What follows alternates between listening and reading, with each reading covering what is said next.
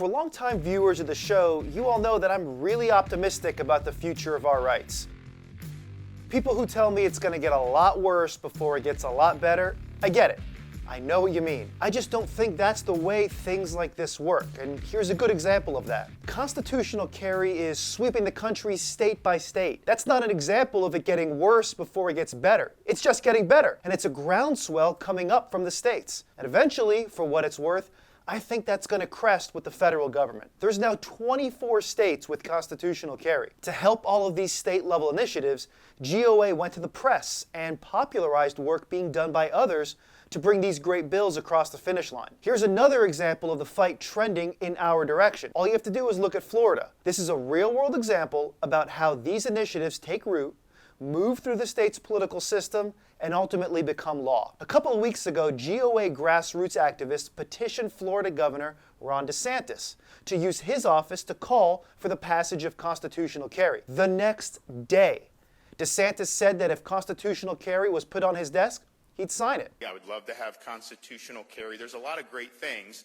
but we just went through a legislative session where they failed to deliver on some of those priorities. And so what I will do is I will ask the legislative leaders, is there something that you can get across the finish line? And I will encourage them to do that. Unfortunately, the Florida legislature adjourned without passing constitutional carry this year, but GOA and our state director is demanding that DeSantis convene a special session of the Florida legislature to take up and pass constitutional carry. Getting the governor to say he would sign a constitutional carry bill if it gets to his desk is a really big deal. Now all the pressure is on the legislature in Florida. One more thing on constitutional carry before we move to Second Amendment sanctuary states. While the corporate press hates the idea of constitutional carry, in reality, with 24 states and counting who have constitutional carry laws, it's them, the press, that are out of step with the American public on this issue. Here's just a sample of what the disinformation wing of the multinational corporations,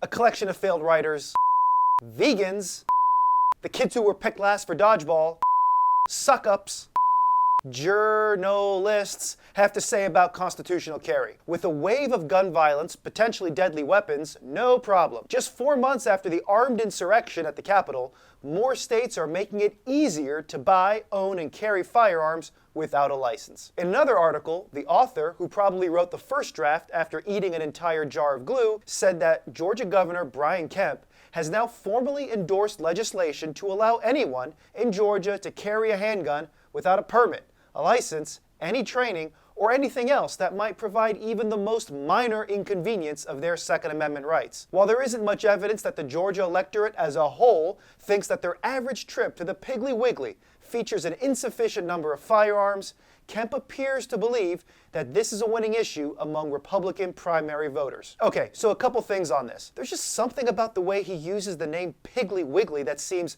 unbelievably condescending. Was that just me, or did anybody else feel that? And second, his core argument is a contradiction.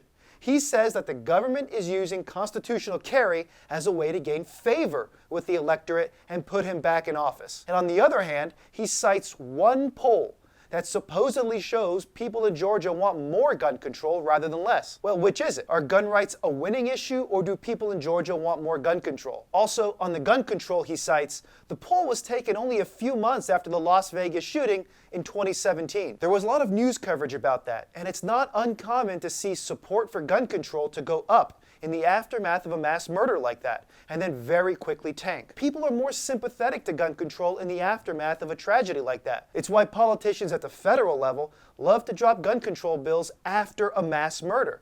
They see it as a window of opportunity. So why else am I optimistic? Well, there's a growing number of states passing Second Amendment protection acts. These are sometimes called Second Amendment sanctuaries. And there are currently 16 states which contain some level of protection against enforcing unconstitutional federal gun laws. Wyoming just passed one where it's now illegal for state and local officials to enforce or cooperate with unconstitutional federal gun control. It imposes a penalty of $2,000 and up to a year in jail for a state official who helps enforce federal gun control. There's also what GOA's Senior Vice President Eric Pratt said how this bill got passed into law. This bill was opposed by both anti-gun and a pro-gun group. It became law anyway, and I'm glad that GOA was there to push this. Ohio and Alabama also signed permitless carry into law. I'm not totally blind to what's going on around me. Way too many of our elected representatives just don't care about the people. I can't even get into the Constitution or state laws because a lot of them just think that the rest of us are an obstacle to their power. But the meteoric rise of constitutional carry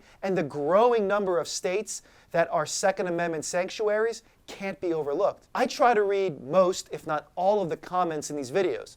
And while most of you are cheerful and optimistic, I do get a little concerned when there's those of you who think this is all hopeless. And rather than sticking our head in the sand and saying it's all going to be good or it's all going to be bad, when trying to determine the state of play in our country, all I'm asking is that we assess all the facts and make a sober judgment. As always, me and the rest of the team at GOA are unbelievably appreciative for your support. If you're a member of GOA or just liking and subscribing to our videos and leaving us comments, either way, we're grateful because at the end of the day, it's you guys that make GOA a powerful force. I'll see you next time.